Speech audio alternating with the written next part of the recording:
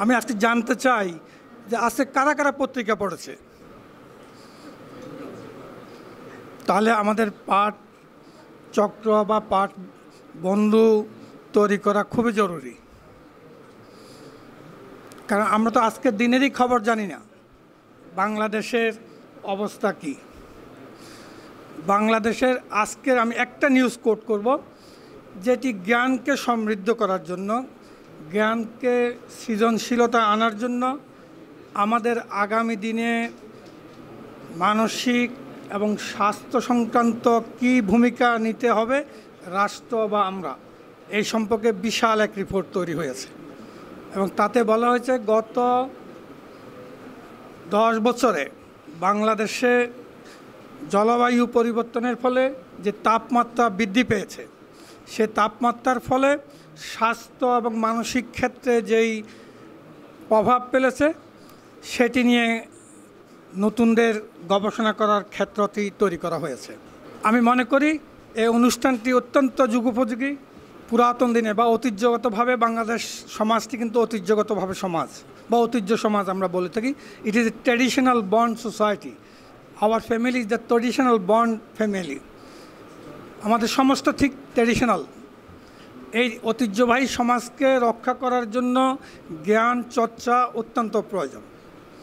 এবং এই মাঠ পর্যায়ে এবং এক সময় আমরা যখন বিশ্ববিদ্যালয়ে পড়েছি, আমি ঢাকা বিশ্ববিদ্যালয়ের ছাত্র, আমাদের শিক্ষকরা শ্রেণীকক্ষে যা পাঠদান করেছেন তার থেকে অনেক বেশি আমরা জ্ঞান আহরণ করেছি মাঠ থেকে, অর্থাৎ আড্ডা থেকে।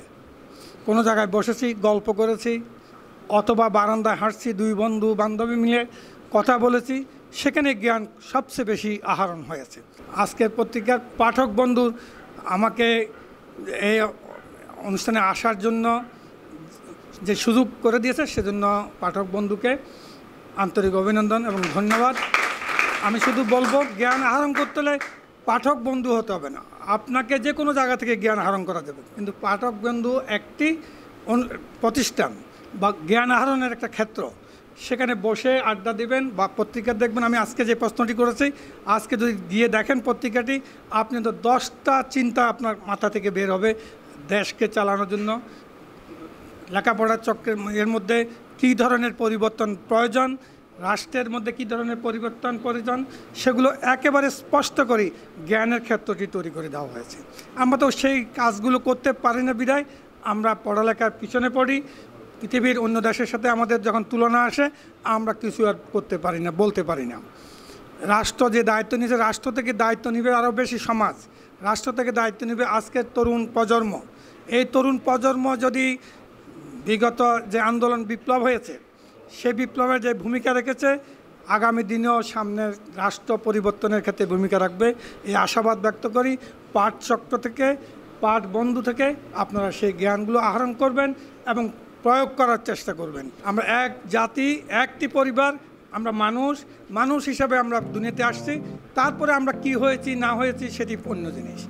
সম্প্রীতি, সাম্প্রদায়িক সম্প্রীতি যদি না থাকে, রাষ্ট্র একেবারে বিকলাঙ্গ থাকবে। আমরা আশা করি ডিআইইউ সবসময় এর সাথে থাকবে।